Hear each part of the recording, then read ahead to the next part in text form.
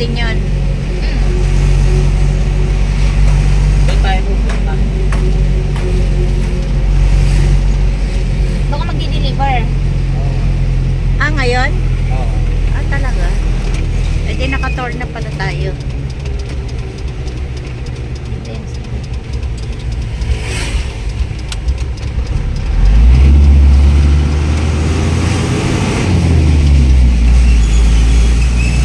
Parang nakakamiss din ano, umakyat ng bundok.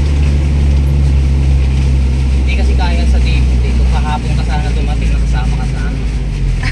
Kung alam ko lang din kahapon, baka kasama pa ako. Uy, may isda yan. Kasama ka rin sana dyan na nagdadasal. Baka kasunog nga talaga ako. Tuwan-tuwa din siya ng punta niya eh.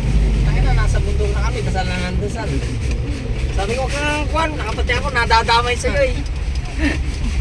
Kinakabahan na pati tuloy ako. Pabalik-balik lang ako rito. Parang nung pumunta rin kami ng ano, ng Batangas. Taas kasi ng tibot. Grabe. Pag kinakabahan ako, pumapakay ko sa driver. Dadamay ba yung driver ay mawawala sa konsentrasyon yun. Ganon. Pagbaba din ni Randy ganyan, no? Parang bumigay yung preno namin, Diyos ko. Ang kasama namin, mga taga-kapilya. Hindi ako nag-iingay, pero dip. Gaganon ako. Eh kasi sumasadsad yung ano, yung preno niya talaga. Sa sobrang ano ba? Pagka matarik ang bundok, kumbaga baguhan ng driver, hindi wag kang gagamit ng preno. Ang preno, pang suportan mo lang yan. Ano eh, dire-diretso. Yung makina ang Handbrake. gagamitin mo, engine brake ka. Ako, mas gaano katarik yung inaakyat ko,